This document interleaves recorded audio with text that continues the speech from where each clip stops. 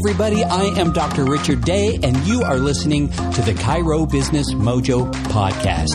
Thank you for joining us once again. We love all the followers we are getting, all the new listeners, and we love providing you this content week after week. Well, you know, social media has been around a while now, and the landscape is constantly shifting and changing. And one of the things that I found that's interesting is that Facebook is now sort of becoming the older generation's platform. And so it's fading a little bit in terms of its relevance. Now, these are always changing places each year whenever, you know, a new survey comes out. And all the analytics are tabulated, but an emerging platform that skews a little younger to the younger demographic is Instagram. And if you're not on Instagram, you need to be. And you also not only need to be on it, but you need to learn how to leverage Instagram for your practice. And so that is the subject of what we're going to talk about today. Now, recently, Dr. Haley sat down with Elise Darma, and she rocks and rolls when it comes to Instagram. She's been on the platform a while, and she's designed courses to teach business owners and how to leverage this platform for their businesses. And it's for brick and mortar. It's for the online entrepreneur. It's really for any sort of entrepreneur. Doesn't matter what kind. And of course, here at the Chiro Business Mojo podcast, we are talking about business for chiropractors. So I'm going to get to her official bio right now. She hosts no fluff courses and workshops over at her website, instagrowthboss.com. Now, these courses cut through the noise when it comes to Instagram marketing so that you can get the most out of your social media efforts while freeing up your time to do the work you love. And I'll tell you, when you're running a practice, you don't have all the time in the world. We end up hiring someone to do this for us, and it's nice to be able to get some lessons and directions if we are going to do it for ourselves so that we can maximize that time so that we can go be a doctor.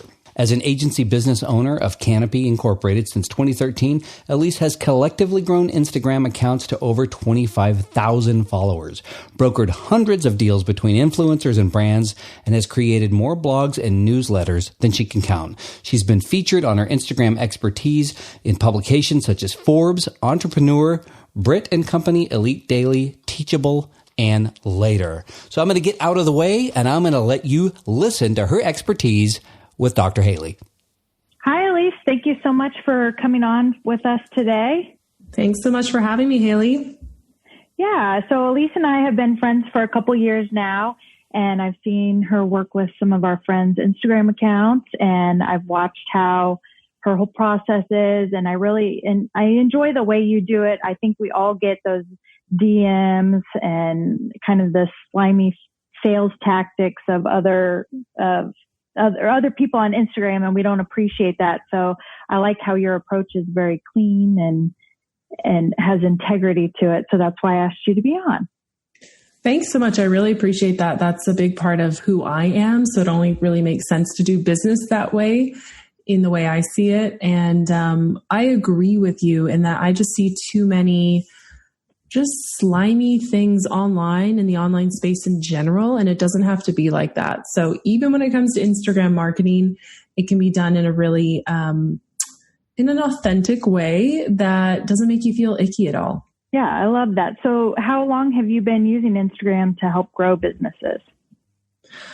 Going back to 2013, actually, I was in a day job at that time working as a social media marketer around tech startups, and they just came to see me as like the social media person. So that's how I got my very first client on the side. It was a freelance client, and this particular client was in the fashion space. So this was, again, 2013. Instagram was pretty much like a teen-dominated app at that time.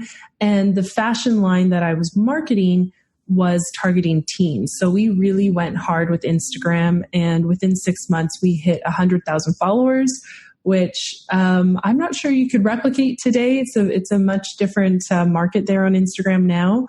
But that's how I really got started. That's how I got my first client. That's how I got my next few clients. And then that's also how I quit my job to eventually found my agency and basically just grow e-commerce brands on social media as my work. Okay. So in 2013 is early for Instagram, I would say. I don't think I was on it until maybe mid to late 2013. Yeah. How long has it been around? I joined it in 2012. I think it actually came to fruition. It was either in 2010 or 2011. Okay. I've noticed a lot more interaction on it in the last 6 months, and I've noticed less on Facebook. I feel like, have you noticed kind of the same thing? 100%. I've noticed this since the beginning of 2018. I was at Funnel Hacking Live, and Russell Brunson got on stage, and for the first time, I saw an internet marketer of his status. If you're familiar with him, he's the co-founder of ClickFunnels. He got up on stage and said to the crowd, Instagram is the most important social media platform for your business today. And my jaw dropped, my hand shot up with my phone, and I started recording what he was saying because this was a first for me. I had been chugging along with Instagram for years, and now someone of his size was saying it's so important. And I've really seen since then, especially the beginning of 2019, like marketers, online business owners, the message is getting to them that Instagram is where clients, leads, sales are happening, and you don't have to be Insta famous for that to happen. And so what about brick and mortar businesses? Have you seen more interaction for that? Totally. Yeah. It's a similar landscape for brick and mortar businesses. I mean, the strategy is going to differ slightly because the location tags, the hashtags, they're going to be more focused on the surrounding neighborhood and the surrounding area. But it's the same idea. You don't need 100,000 followers to monetize your following on Instagram. You can very well do that as a brick and mortar business with 1,000 followers. So if someone is just starting on Instagram, where would you focus the strategy let's focus on the brick and mortar, like for a chiropractor? What are some of the first steps you would take? Yeah, I mean, with any business, the very first thing is just being super clear on who you're wanting to attract and what you're offering to them as a solution to their problem. So that's just business 101. And if you're running a brick and mortar shop, you probably have that figured out already. So you want to apply those same concepts to your Instagram profile. So the very first thing I think to do and recommend is let's give your profile a bit of a makeover. So let's really assess your handle or your username. Does that represent your brand in the clearest, simplest way possible? Then let's look at your name field. The name field is actually a search-friendly term. So you really want to put your keywords in that name field.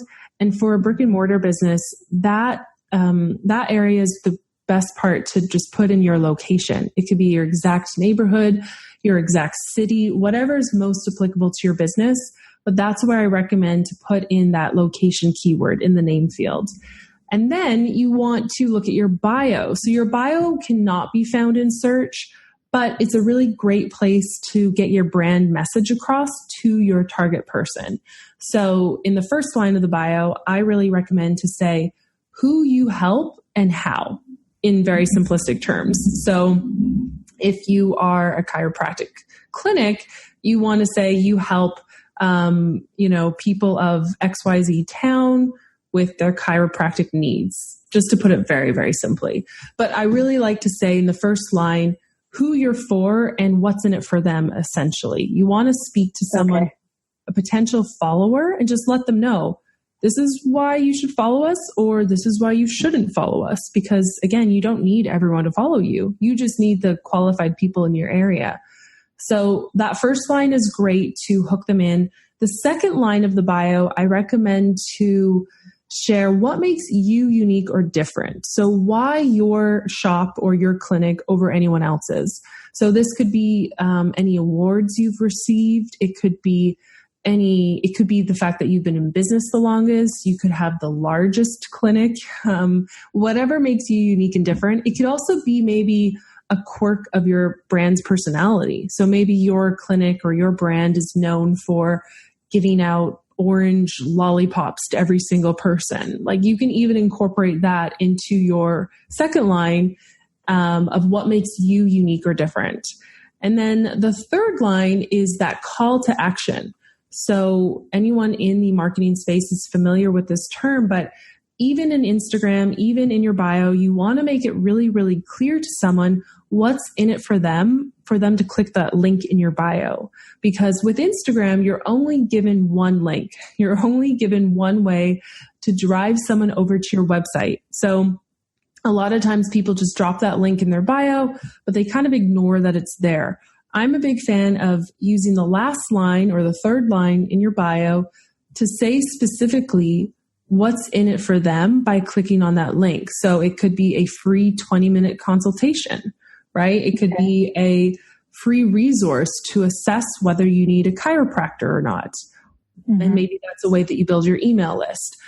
It could even be as simple as the call to action could be just to send us a direct message or a DM. Send us a DM. And then if you have someone on your team who's really active on your Instagram account and they're really quick to reply to messages, that's a great way to establish that personal relationship with that potential client or customer. And then to give them the information, give them the links, whatever they need to book in that appointment to get them in the door. I like that. What about hashtags in the profile? Does that help at all? I don't recommend using hashtags in the bio unless it's a brand hashtag that you want your visitors to click on to see. And so if it's a brand hashtag that you've curated to show happy customers, happy clients, whatever it might be, then yes, go ahead and promote it. But just by hashtagging your industry or hashtagging your main keyword in the bio, it doesn't actually increase your profile being found in search. Okay. And people could click them and then that would take them away from your profile. Exactly. Totally. Okay. That's why you want to be really intentional about every handle you include in your bio, every hashtag, every link, because every one of those is an opportunity to drive someone away from your profile. And how much time do you think it takes to kind of gain some traction with this? I mean, it depends on your industry and how committed you are to it, but I see some people within a matter of a week being able to say like, hey, a client just booked a discovery call through Instagram and now they're a new client and I just made $5,000. Like that does happen. I've seen the other side of things where people were a little bit slower to make the changes to their profile, or maybe they weren't seeing traction right away, but it took a month, maybe 2 months before they really had what I call their Instagram funnel in place.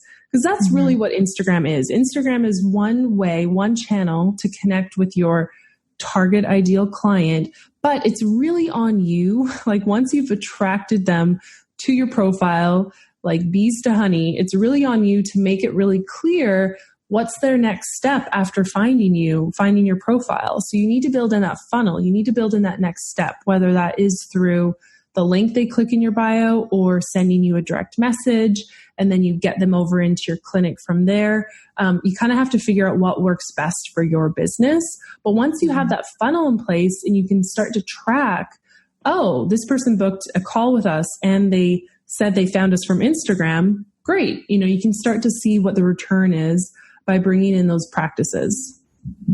Okay. And what do you think about some of the apps that you can apply to have more links? Essentially, you can kind of click on it and then it has a few links that you can go to. Yeah, I'm a fan of those. Linktree is one that I've used. So Linktree gives you a little menu. I wouldn't recommend to put really more than 3 or 4 link options because you know how it is when you give someone so many choices, they might get overwhelmed and then might not choose anything at all. So I would keep it really, even though you have the option to add multiple links, I would try to limit it to 3 or 4 and really just choose the links that are best for your lead gen, right? So your contact form or book an appointment form or get my free guide or freebie here to collect email addresses. So really try to limit those. And then the other tool that I like is through Later, and it's called Link in Bio. And this is the one that I've been using more often. And so what it does is you get, again, just that one link in your bio. But when someone clicks on your link in bio, what it's called, it opens up a new link, which pretty much replicates your Instagram feed. And so if you're someone who's publishing a lot of blog posts and every post in your feed is talking about a new post or a new podcast, whatever it might be, they can actually go to that image that they see in your link in bio link, click on it and you've already connected it out to that specific blog post URL or that specific podcast URL. So that one's a little more harder to explain. It's better to show visually. But that one, because I publish a lot of blog posts, I found that one to be quite handy, so that I'm not always having to switch out the one link I have, but just keep it the same and then still be able to drive them to multiple URLs. Mm-hmm. I've not heard of that one. It sounds interesting, though. In terms of success with Instagram, what do you see that separates the very successful businesses from those that aren't doing so well? The main separation is simply commitment. Like those who have decided that, yes, their target customers, their target clients are on Instagram, and they're going to show up on a consistent basis by giving free value to their followers. They're the ones who are seeing the results. Those who are doing it in a half attempt sort of way or not really doing it at all, of course, they're not going to see results. So it's really just about making that commitment, sticking with it.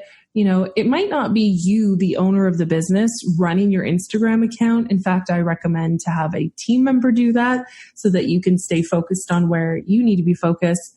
But once that strategy's in place and that team member's in place and they know what they need to do and they stick with it and there's consistency, I'm 99% sure, like from what I've seen with my 700 plus students in my program, you will see people finding you and telling you they're coming to you because they found you on Instagram. Mm-hmm. And it's as much about interacting with other people on Instagram as it is just being on Instagram yourself, right? Do you think? Like you want to interact with other profiles. You don't want to just keep posting your stuff. That might work some, but you also want to interact with other people that are sharing things that kind of apply to yourself too. Yes, engaging with other accounts does do really well so that people can see you are, you know, you're not just a static brand. You're not just a logo, but there's actually people behind the account. And that's what I really recommend Instagram stories for is, yes, your feed can share the more polished images, the more polished pieces of content, that free value that I was talking about earlier.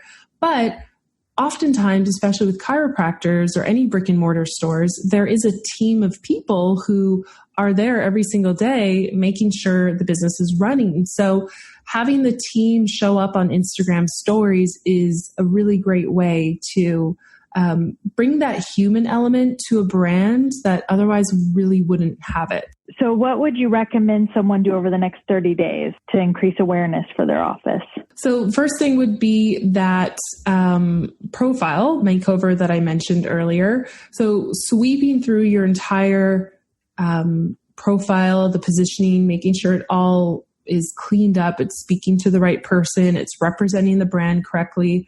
Then I would look at the feed and design what kind of content you're going to share in the feed.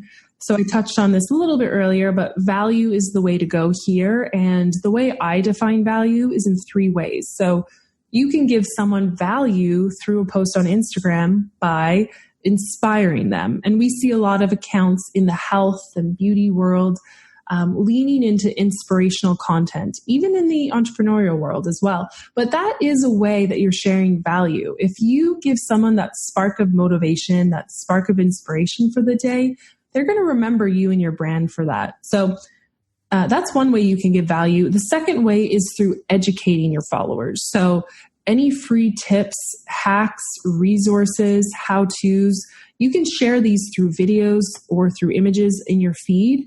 And that's also a way that you're giving value to your followers. And the third way, which I'm finding with my client accounts is actually serving them the best, is through entertainment. So that's why, you know, funny videos and memes do really well on Instagram and often go viral because people are scrolling on Instagram to escape. They're standing in line at Starbucks.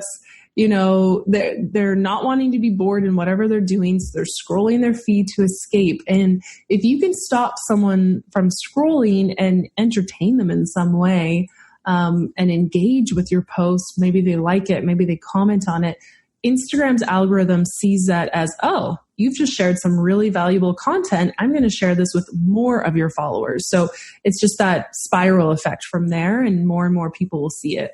I like that. I don't know that we do a whole lot of that. So that's a great idea. Yeah.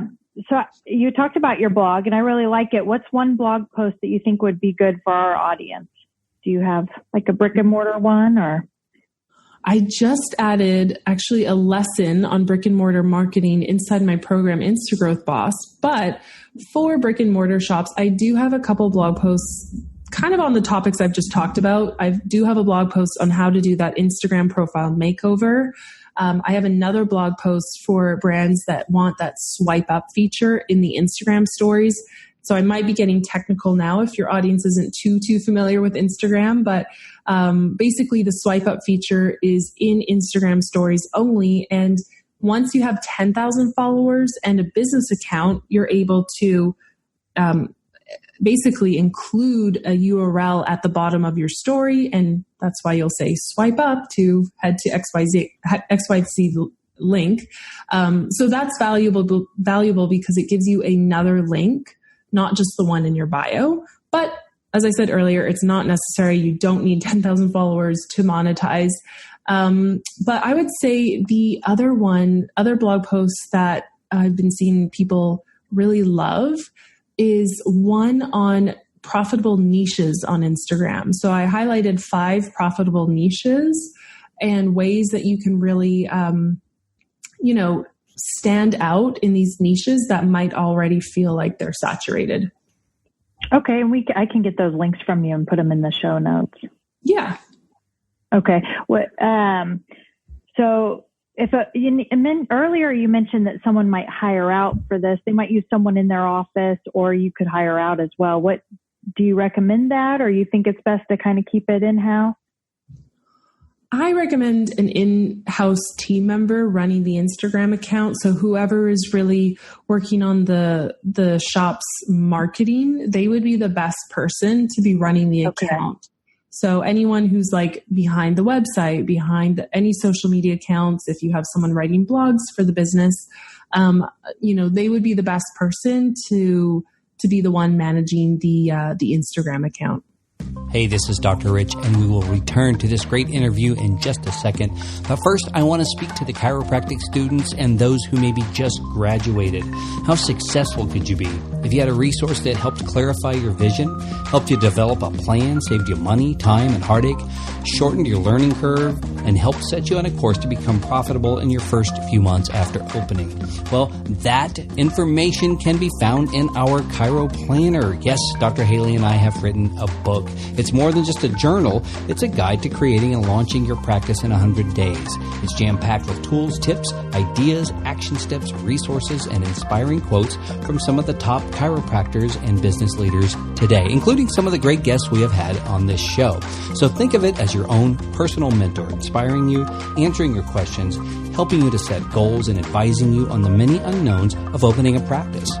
Go to chiroplanner.com today to order your copy. Now back to the interview. So now might be a good time to talk about your program, because someone could set up their assistant with the program and utilize your teachings in their practice. So tell us about your program. Yeah, that's actually what I recommend, especially for a chiropractor. They should just be with patients, right? They should just be doing what they do best. They shouldn't be worrying about posting on Instagram. So this is a practice that's perfect to have the marketing team member really own.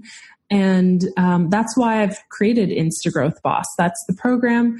And it's got a range of professionals in it. We have real estate agents who do really well because they're also location-based businesses. We have a lot of online business coaches. We have service providers like copywriters, social media marketers. We have e-commerce shop owners. So they're selling physical products online. And we're getting more and more brick and mortar shop owners as well. So the program has 3 main pillars in it. And the first pillar is your Instagram foundation. So similar to what I've been talking about today with you, there's the profile makeover. There's the feed. What do we post in the feed? There's the Instagram stories. That's all covered in pillar 1. And once you've really finalized that plan, then we move on to pillar 2, which is your growth strategies. So now that your profile is ready to be found, how are we going to be found by target people? So that's where we dive into hashtags and engagement tactics and, really getting in front of those target people after you find them and making sure they follow you back and they engage. And then the third pillar, after you've gotten growth going, the third pillar of the program focuses on monetization. So this is really dependent on your business model. How do you want to get people through your Instagram funnel, essentially?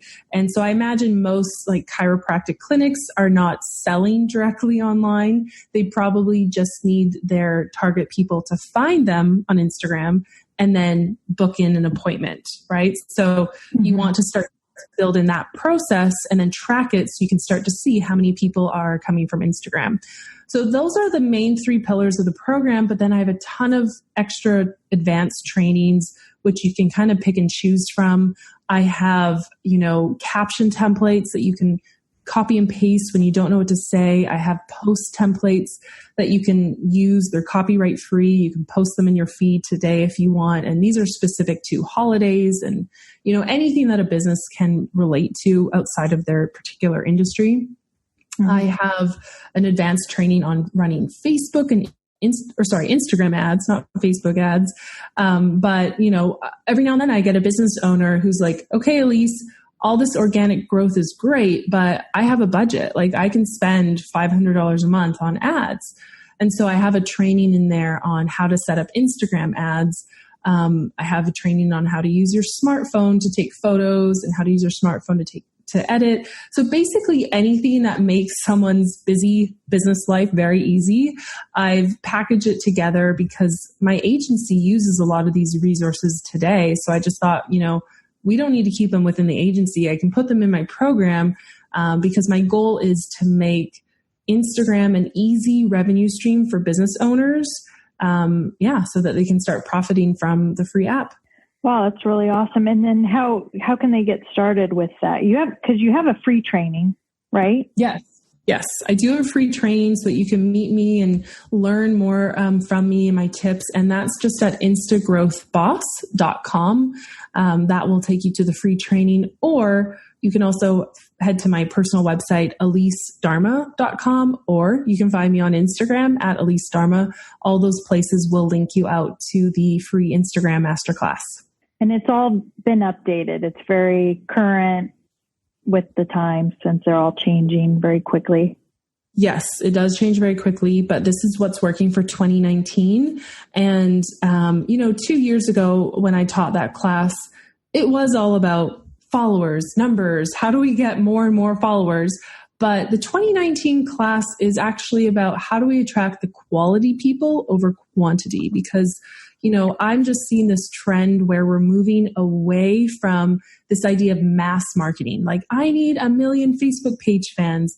No, you don't. You don't need 1 million fans who are never going to become customers of your location-based business, right? You would do much better revenue-wise with 1,000 targeted fans who are actually potential customers. So that's the methodology that I really embrace in my business. My personal account has over 70,000 followers, but it doesn't even matter to me. Like if I could, if a bunch of them aren't engaging, they're not seeing my posts, I would rather they not follow me. Like I would rather my following account cut in half just so I'm left with the people who actually care about my content. So I actually don't want my students to get into that position that I'm in where they have a lot of followers who aren't seeing their content. I would rather they have fewer followers who are actually engaged and becoming leads and customers and clients, because that's where you see the revenue. Yeah. And if you're a local business like a chiropractor would be, then it would make sense that you have a small kind of collection in your area that are following you and watching what you're posting and paying attention to your feed. Yeah, exactly. So I'm going to move on now. Do you have any daily rituals, habits, or affirmations that you do each day? I love it. Besides Instagram? Besides Instagram. Okay. One daily habit is to not look at Instagram first thing in the morning. I used to do that in the first couple of years of running my agency because it almost felt too good to be true. Back in the day, I was like, I can't believe people are paying me to be on Instagram. So I had like this heightened paranoia, like, oh, I need to check in and make sure all the posts are okay. And let's see if you've got any comments overnight. That was me for the first couple of years. And now I try not to look at my phone right when I wake up. I try to actually look at it once I'm sitting at my desk with my coffee and I'm ready to go into work mode. And that's something that I've found because social media has become so prevalent in our day to day, but it can also just like suck you in. It could suck you into the app. There's this whole mental health aspect to it as well, where you're looking at other people's pretty squares on your news feed. You know, if you're not in the right headspace, it can also affect you and bring you down and all that. So I really try to stay strict about my morning headspace. So no phone. And then I do have a morning ritual that I just picked up again recently. I went to this yoga retreat a couple months ago and loved it. And it really allowed me to go deeper into this woo-woo side of me, which I've never really explored. And so at the retreat, I picked up what's called goddess cards. And so every morning, just as a little practice, I turn on my diffuser with my essential oils, set the tone in the room, and then I will sift through the cards, and then I'll pick one out. I'll read it. I'll see what it has to say for me. And it's funny, like every day, like I can pull a little nugget from it. You know, I can find a connection to what the card's saying and what I should focus on for the day. So yeah, it's becoming it's a new practice, but I'm quite liking it. I like that because I feel like when I get inspiration for my Instagram posts, I'm not in Instagram. I'm reading a book, or I'm listening to a podcast, or I'm listening to music, or I'm, reading online. And then I get an inspiration for something that's authentic, a value that I feel like I can provide on my feed rather than, being in Instagram, you're just reading other people's stuff. Mm-hmm. So how do you kind of get inspiration for your posts, would you say? It's when I stop working. And that's why building in white space into my day is becoming more and more important. I noticed this over the last year, whenever I would walk 5 minutes down the street to get a coffee or go into the shower for 10 minutes. It's those times where I'm away from my screen that things start to connect and ideas happen that just don't happen when I'm sitting at my desk working away at a task. So that's really important. And then I'm trying to read more and more. I tend to read business books at night, which I just love learning. So I love reading them, but sometimes they get me really excited and hyper at night. Like, oh, I have all these ideas now. I can't sleep. Like, they will actually fire me up. So my boyfriend doesn't want me to read business books at night all the time. I do want to switch in some fiction books as well. I do believe that like reading fiction books is as important as business books because there's that storytelling component that is the book. And the more and more I run my business, the more I see storytelling being a huge, huge value, because when I write an email, I'm telling a story. When I write a blog post, I'm telling a story. When I write a Facebook ad, because Facebook is veering more and more away from really salesy promotional ads. They want stories that people will engage with. So that's a skill that I'm also always honing in on the background. I like that. Do you have a favorite book that you can recommend to our audience? I just finished a book called Essentialism, and that one was pretty good. It was on my list for a long time. It is by Greg McKeown, I believe. I've heard of that one. Greg McKeown. So, it pretty much solidified this idea that I have on my sticky note right in front of me, which is doing fewer things better. I spent the first year or two of my personal brand business launch a product. Now let's launch another product. Now let's do coaching. Now let's do a retreat. And I had so many products and so many things going on that it kind of burned me out. So I really embrace the idea of actually focusing on the few things that are moving the needle and just doing those really, really well. So that was a great book. I've also loved Clockwork by Mike Mikowicz, and I'm actually in the live version of his program right now. And so Clockwork is probably perfect for brick and mortar shops, actually. It's run by, the live program's run by Adrienne Dorson. And it essentially teaches you how to build a business that runs itself. That's the tagline. So of course you need people, you need systems, so that you can step more and more away from your business. And that's my goal. Like I originally got into the online business space because I wanted to travel and work remotely and bring my work with me. And I've done this for a couple of years. I've had the location independence, but now I'm really interested in, yes, financial independence, but also just time independence, if that's a thing. Like I just want to be able to do what I want to do and let the business run in the background. I mean, I think that's probably the dream for most people. So I'm slowly working towards that. Yeah, for chiropractors, a lot of, it's hard on your body. So they want to get to a point where they're treating less and overseeing the practice more, I would say, as time goes on. So, yeah. And I know Rich has listened to Clockwork and he loves it. I have not listened to it yet. I need to. Mm-hmm. So what would you say the best business advice you've ever had was? Best business advice?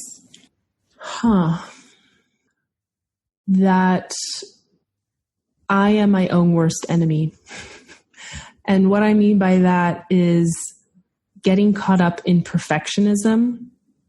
And I have this in my personality. It's in my background. I was like a straight A student as a child, teacher's pet, goody two-shoes, the whole thing. And I would kill myself over projects to get them done at 100%, so that I could get 100% mark, basically. And I'm trying to release that more and more, because when I get stuck in these perfectionist tendencies, I don't get things out fast enough. I'll take 3 times as long to edit an email versus just send it out.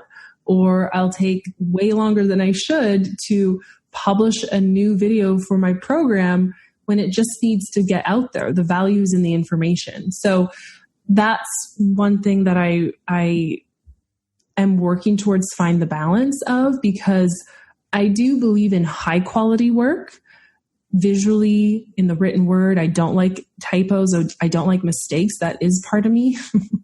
But at the same time, I don't want perfectionist tendencies to slow the whole business down. I don't want to be the bottleneck for my team because I need to edit things 5 times. You know what I mean? So I'm trying to not be my own worst enemy in that sense. Yeah. So I think that happens a lot with beginning chiropractors, that they want idea of perfection for a lot of things that aren't really important, when the important thing is getting patients in and treating them, but they're focused on their logo or their business card or their Instagram feed. Yeah. So they focus on the wrong things. And then, that idea everyone knows the idea of perfection, just, you can't get it if you don't ever start. And if you don't, get your Instagram out, get your, get a business card to give out and get started and get patients in the door. So So I appreciate you so much for being on today. What's the best way for people to connect with you? The best way is to head to my website, elisedarma.com, or head to Instagram and DM me there. DM means direct message. Send me a message. So my Instagram handle is @EliseDarma. And then, of course, if you're interested in my free Instagram for business training, head to instagrowthboss.com. Awesome. Well, thank you so much for being with us today. I appreciate all your great advice. Thanks so much for having me, Haley. We'll see you on Instagram. Yes. See you there.